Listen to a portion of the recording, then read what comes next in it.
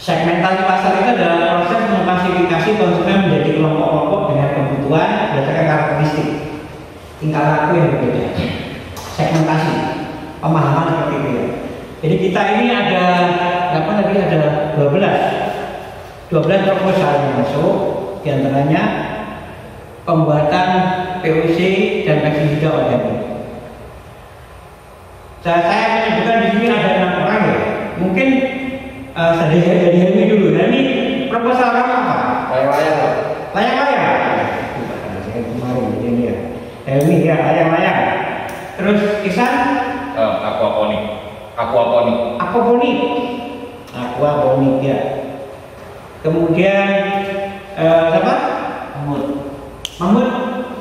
Aquaponik. Aquaponik bersama dengan saya. Iya. Terus yang perempuan Nadira apa? Scoopy, Pak. Hah? Scoopy, selai kopi. Kopi. Selai kopi. Iya. Siapa ini? Dela. Dela selai kopi ya. Siapa lagi? Masker. Nadira siapa? Masker, Pak. Asal. Masker. Andia. Masker. Siapa jadi? Andia. Terus Nadira apa? Sama. Masker. Oke. Ada, saya tidak menyebutkan yang lain. Ada mie shirataki, ada apa namanya? Produksi sepatu dan sebagainya. Dan kita melihat ini saya melihat ada beberapa produk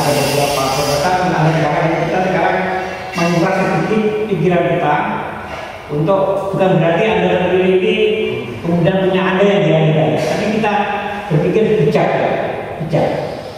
Coba saya bacakan saja. Pembuatan POC dan pestisida organik. Ini tidak ada di sini. Ya, ada orangnya. Oke, kita biarkan ya.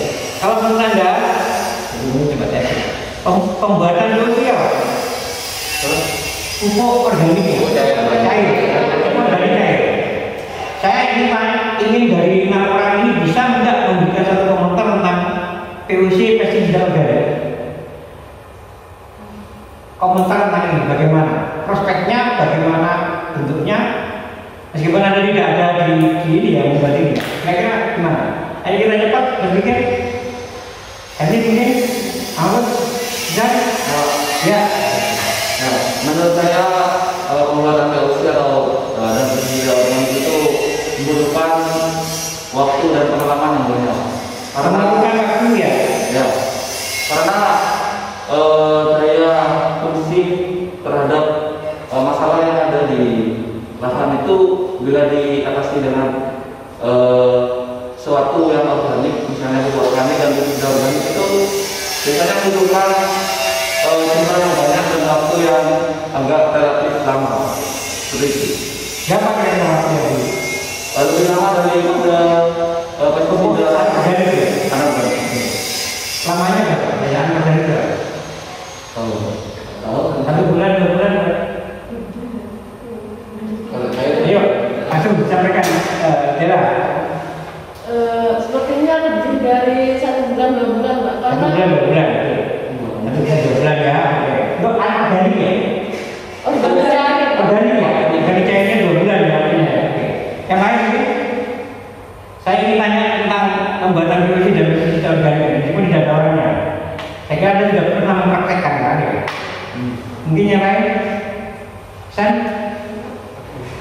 Selain waktu apa? Waktu panjang dan bahan-bahannya rumit ya? Bahannya rumit ya? sebenarnya bisa kita dapatkan dari limbah rumah tangga ataupun limbah pasar seperti itu. Cuman bahan organik itu yang kita butuhkan memang tidak seperti yang organik. Dan beberapa meskipun mereka itu slow release, mereka itu cuma memenuhi sedikit dari 1/4 unsur hara dalam tanah, sehingga untuk perkembangan tanaman pun nggak maksimal. Nah, ada beberapa kelompok organik, limbah organik yang memang kandungannya itu tidak bisa disatukan, karena jika disatukan akan menjadi mikroba yang ganas, sehingga akan menimbulkan jamur dan menjadi patogen bakteri baik dalam tanah maupun batang seperti itu. Bagus sekali ya. Saya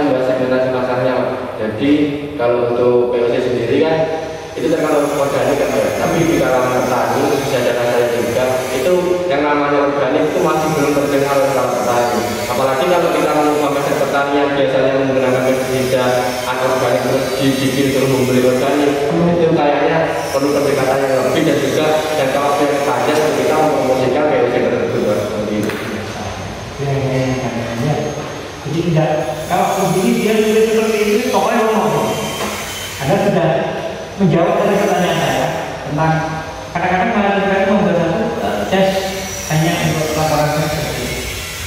Dan tidak pernah berpikir jangka panjang. Kita harus berpikir lah waktunya, biayanya, bahannya, keterlibatan orang-orang dan sebagainya.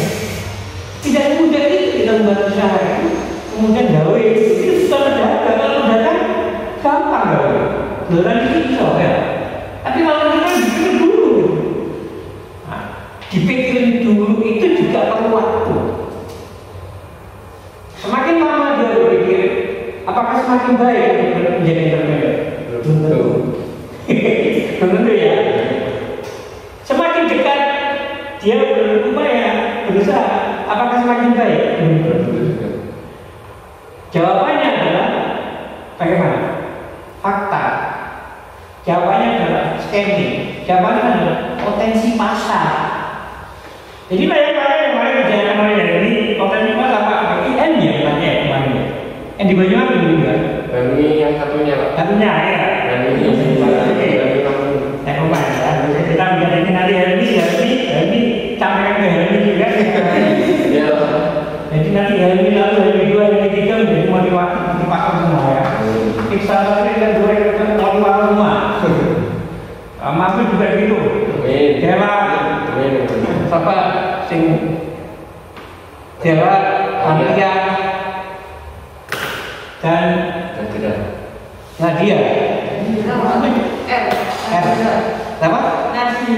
Nadira. Iya. Itu jadi motivator semua. Saya katakan sekarang segmentasi kayaknya membuat POC dan pestisida organik dengan alasan ya segmentasi meskipun dia yang membuat itu tidak datang, tidak hadir. Tapi Anda kan sudah memberikan satu masukan. Yang ngotot sudah Pak, nggak bisa. Nah, ini sudah kan satu pemikiran dari beberapa orang ya.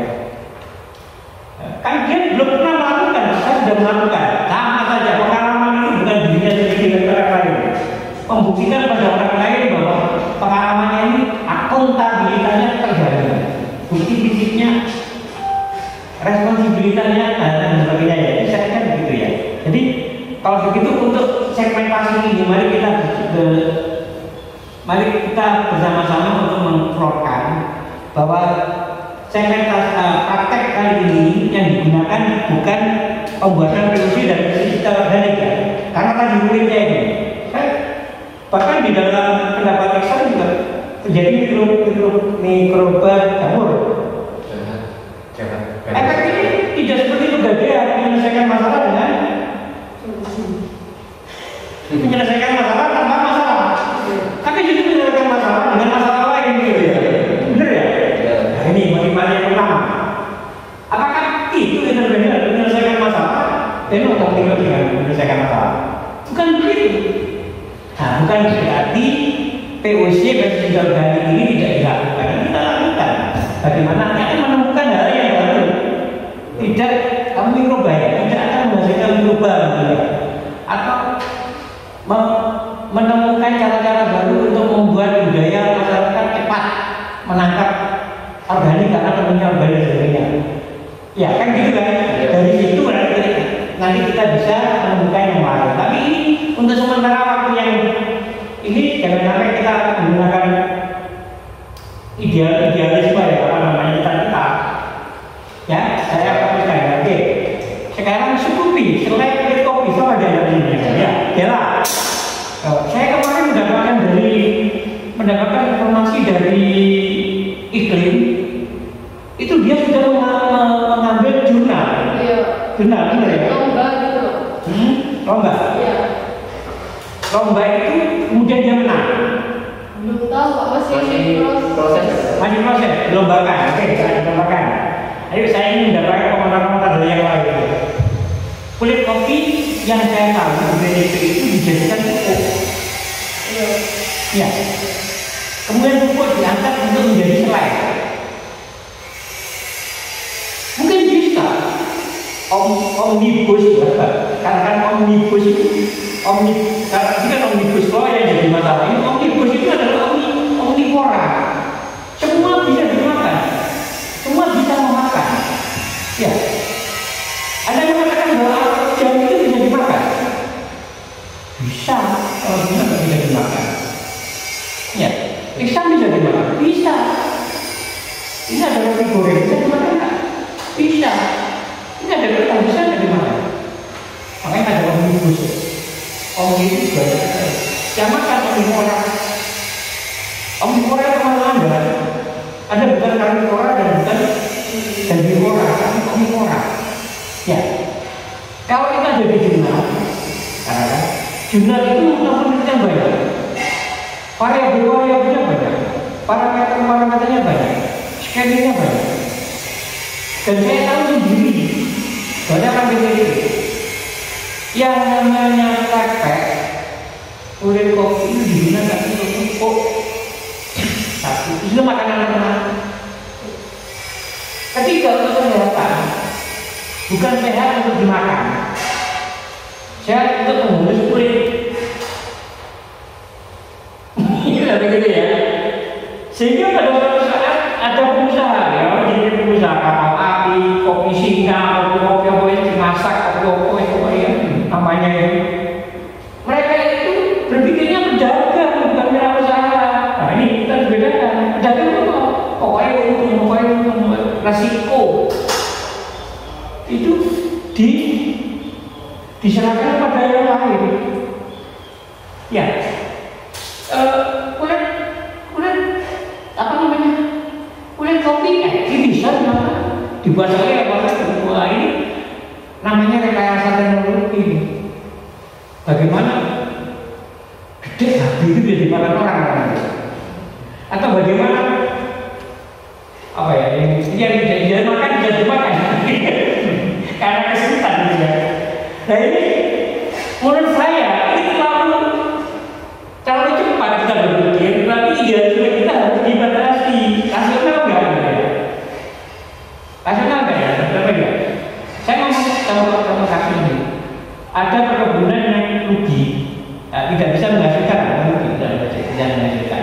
Produktivitasnya rendah, ya, kemudian lahannya juga banyak kopinya tapi nilai-nilainya rendah sekali. Akhirnya ADR itu atau pimpinan kebun itu berkreasi, padahal kopi rolas itu jadi kopi rolas, benar di kafe di mana-mana. Wah, ini harus mengambil dari itu bahan untuk kopi yang bagus. Paling enggak bibnya dicampur, ini satu. Akhirnya seorang manajer ini berpikir, wah dari kopi, misalnya Pak boleh bulitir kopi aja ini. Bulitir kopi pakai betul. Di blending dia, dikasih esen, dicampur dengan esen, pokoknya baunya kopi lah. Rasanya kopi, tapi baunya jelas bukan bau kopi. Baunya sedikit hilang, 5 menit hilang dan dibuka ya. Tapi rasanya rasa kopi. Di sisi lain dia mendapat pujian karena sudah berinovasi dari barang yang tidak bisa dipakai menjadi yang dipakai, dari yang tidak menghasilkan menjadi menghasilkan. Tetapi di sisi lain ada tanggung jawab moral. Apa tanggung jawab moral tersebut? Ketika orang minum kopi menjadi lambungnya sakit, apakah kopi itu dari PKK? Bisa jadi, bisa enggak. Apakah dia punya penyakit lambung karena itu? Bisa juga, bisa enggak. Sekarang, ayo kita ngomong seperti ini, selain kulit kopi. Menurut Anda bagaimana? Saya mau tanya ini tentang ini, Iksan gimana? Kalau kulit kopi ini dibuat selain logika, jela yang seperti ini nanti bisa bergabung ya? Gimana ya? Ya belum ada orang yang nggak bisa komen banyak, nggak tahu, takut salah juga. Nggak tahu, Iya. takut salah. Kira bisa nggak? Jadi takut salah. Jawaban, pokoknya nggak tahu.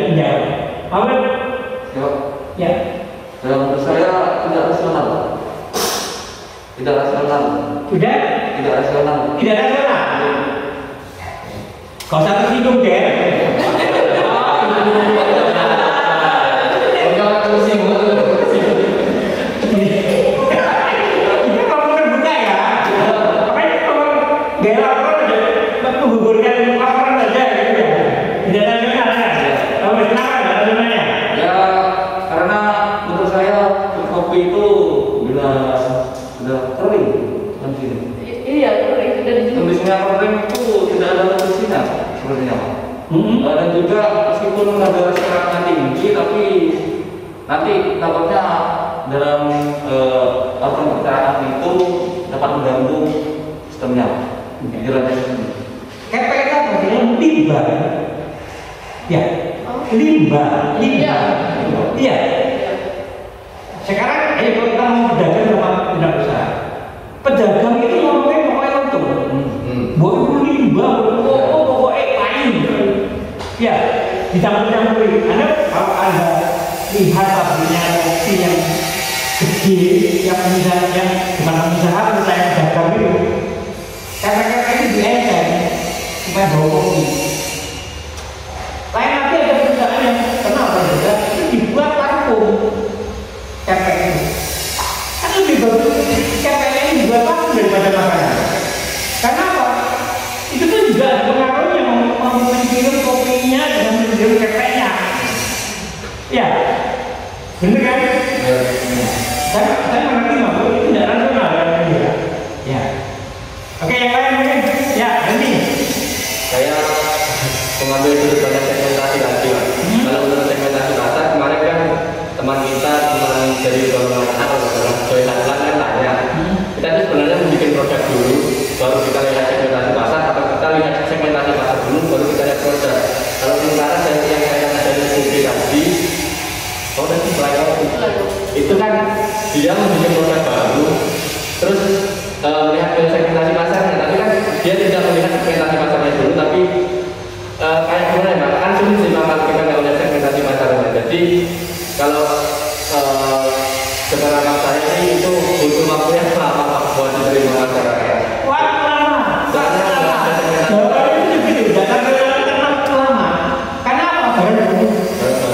Ya, satu barang baru, kedua kita tahu efeknya. Sekarang kita kembalikan ke poin pentingnya Pak Jamal tadi mengenai tentang pedagang. Atau mau yang kayak rombekan. Nah, ini kita singgung deh. Ini kan Pak ngomong rombekan itu. Karena Pak barang-barang juga ada roti, misalnya ngomong orang. Tapi apakah begitu menyelesaikan masalah, menambah masalah baru, menyelesaikan masalah baru? Betul, ini sudah ada penelitian. Kalau lama, laboratorium itu. Ya, ini mungkin saya agak sedikit membela, mungkin Mbak Bella bisa mengasih. Boleh, makan. Seperti kayak manfaat atau benefit yang diterima oleh konsumen itu apa? Jadi kita bisa berpikir rasional gitu. Karena kan kita nggak tahu gambaran umumnya secara. Ya, jelas. Kebetulan bapak saya itu menanam kopi Pak. Di rumah itu. Di mana? Di desa Kalangkota di wilayah sana. Kemana lagi? Iya. Menanam kopi dan itu kulit kopinya nggak berguna gitu Pak. Nggak tahu petani di sana itu mau dibuat apa gitu Pak.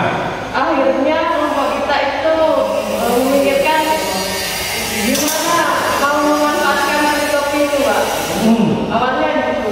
Terus ternyata iklim mengikuti lomba kulit kopi itu Pak. Jadinya berpikiran untuk membuat sulai kopi. Sulai dari kopi. Baru Karena belum ada Pak. Masih iya, belum ada. Jadi kulit kopi dijadikan kopi itu belum ada. Tapi kalau sesuatu yang ada sudah diperhitungkan mengenai kesehatan juga. kalau tentang kesehatan kemarin itu melihat jurnal itu Pak. Ya, salah satunya ini apa? Sudah memesan kayak vitamin dan kalau nggak salah vitamin. Ada vitaminnya, hilang vitamin. Iya Pak. Berkasihan gitu Pak. Jadi Iya. kelompok saya itu memikirkan masih memiliki manfaat lah. Ya, oke.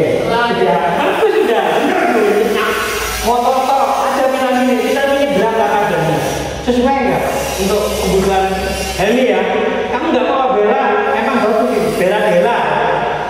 Ya seperti itu. Nggak masalah. Ini memang untuk argumentasi keilmuan. Tadi segmentasi dengan produk. Segmentasi dulu.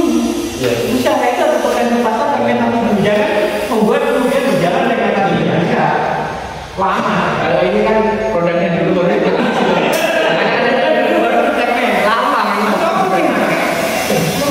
Perlu sosialisasi. Oke ya, berapa bulan, berapa tahun, berapa bertahun itu sosialisasi. Kedua, perlu apa lagi? Apa? Inovasi, packaging. Bagaimana di packaging supaya ini roti kulit kopi, dulu roti kulit kopi, apa lagi? Selai kulit kopi, gila nih. Kalau di luar tak gede di luar gila juga. Jangan itu ini kan udah ada ya. Ya. Kulit kopi kulit gede itu lain dulu ya. Yo, apa sih mana? Oke. Ya ini kan untuk menjaring pasar supaya yang beli sore nana sore apa itu mahal, blueberry mahal. Ini ada loh sore kopi murah, meriah, tempatnya bagus. Sok sendiri aja sebenarnya ngomong orang-orang yang pendapatan rendah nggak bisa masuk ke Indomaret mau dijual di pasar tuh ya gitu bukan orang mau minum kopi aja juga gitu ya minum kopinya kopi yang hehehe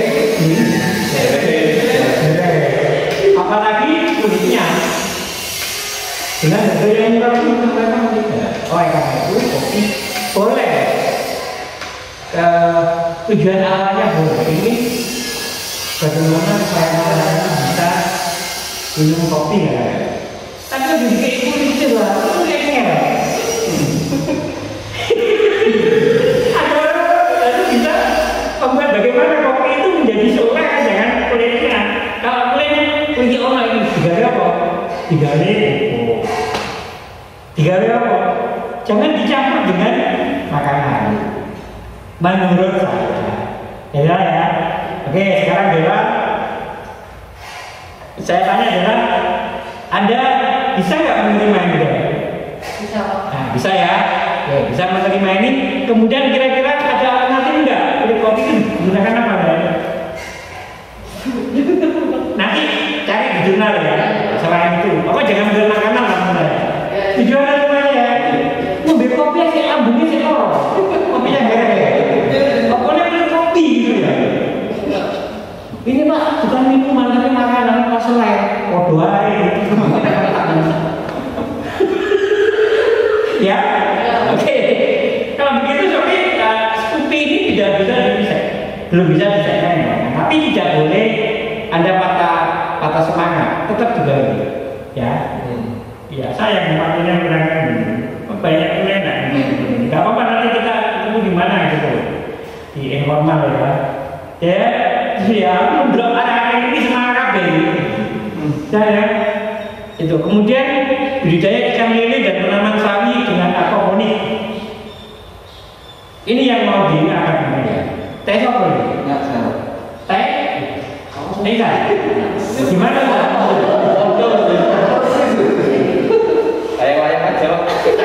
Bisa nggak mempresentasikan ya 2 menit 3 menit tentang ikan lele dan tanaman sawi dengan aquaponik ini? Bisa. Ya silakan.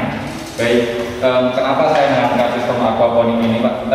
Terlebih kita yang pertama memang melihat keadaan situasi dan juga segmentasi pasar pada saat pandemi. Nah, pada saat pandemi ini kita dipaksa untuk work from home, di mana kita harus berusaha menghasilkan cuan dari rumah. Meskipun kita dalam keadaan yang seperti ini dan lahan yang kita miliki dalam rumah itu enggak bisa, memproduksinya pun tidak terlalu rumit dan secara teknis juga sangat mudah dan bisa diterapkan secara berkepanjangan juga. Nah, untuk tanaman tersebut kita tidak perlu nutrisi, melainkan kita ambil nutrisinya dari sisa pakan maupun kotoran ikan lele tersebut. Nah, feedback untuk ikan lelenya tersebut nanti setelah air dialirkan pada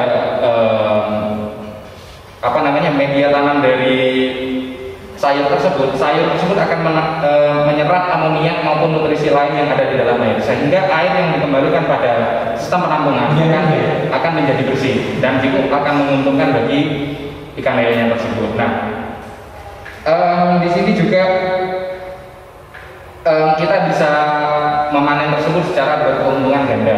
Nah, di mana untuk lelenya tersebut bisa kita panen dalam usia 3-4 bulan, dan untuk sayurannya usia 1 bulan. Nah, yang terlebih lagi kenapa kita menggunakan sistem ini, karena ini pembeli itu akan mudah dan juga akan merasa senang juga, karena kita sistemnya barang dipesan kita panen, dan kita mengangkat agar pembeli juga lebih tertarik, mereka juga bisa ikut panen seperti itu. Nah, jadi apa yang kita jual itu benar-benar fresh seperti itu, Pak. Karena saya belum menangkap. Tadi gini Mas, untuk yang kita jual adalah yang pertama kita memang menjual hasil produksi. Yang pertama dari ikan lele tersebut, yang kedua dari sayuran. Nah, seperti itu. Jadi komunitasnya Pak. Nah, kalau sayurannya Pak, sayurannya bisa sawi, lele, atau apa? Sayurannya ya, sayurannya bisa dijual. Ya. Lelenya juga bisa dijual. Ya, dijual. Tapi waktu yang pendek, sayurannya ya. Sayurannya. Tapi kita bisa akali dengan semisal kalau 1 bulan panen, kita bisa membuat beberapa dengan penaruhan bibit lele dengan usia yang berbeda. Semisal satu bulan panen kita bisa membeli bibit lele dengan ukuran 8-10 cm ya. Ini menciptakan metrik atau jadwal atau roasting atau untuk membuat berapa bulan ya. Ini kan bagi analis